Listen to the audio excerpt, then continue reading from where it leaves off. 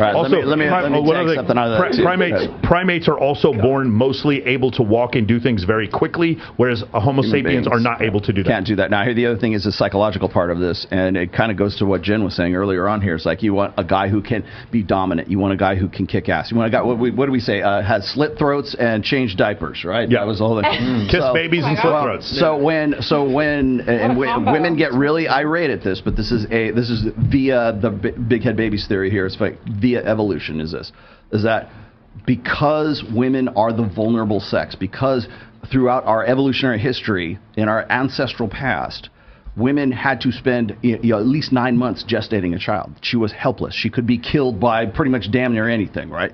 So they needed men to protect them. That's why a dominant man who has musculature, who is tall, who has a broad shoulders, a six-pack abs, who has a capacity for violence, was the one that was naturally selected, because that was the guy he was the protector who could protect the vulnerable and very fragile female and the baby, who required lots and lots of attention because we invest in our offspring. Women have the higher reproductive cost. So what happens as a result of that, for women's mentality, women's psyches, men's psyches, there is this natural hierarchy that's already there, looking for a guy who has competence, can like I said, slit throats and change diapers, looking for a guy that, like when we ask, well, how come, why do I like the bad boys? This is why you like the bad boys, because those were the guys in your evolutionary past who could protect the vulnerable children and the fragile children and the vulnerable females as a result. So what happens is there is a natural hierarchy there. So women are looking up, or they want to get with a guy that they can respect, but also admire,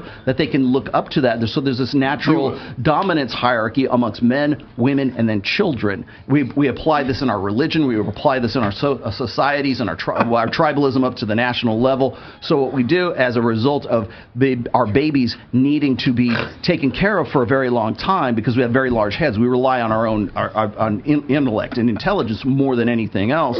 As a result of that, it requires men to be the protectors, men to have a capacity for violence, and for men to actually be deferred to by the vulnerable women. That's what we're fighting against right now. We're still the same animals and the same critters that we were on the sub-Saharan African savanna from 100, 200,000 years ago. That's where humans came from, Nick. So does that living in medieval societies, and living in basically what we have now, which is almost really primitive, but with technology that is godlike technology right now. That's what's fucking things up. You want to know why our boys are like not men? You want to know why we're wondering whether we're a boy or a girl? You want to know why guys seem more isolated, or that the internet is a big introversion rather than extroversion? It's because we're still the same critters we used to be. We live in these antiquated societies and these organizations and these cities and everything else that but we're also dealing with this computer and broadcasting to the entire world right now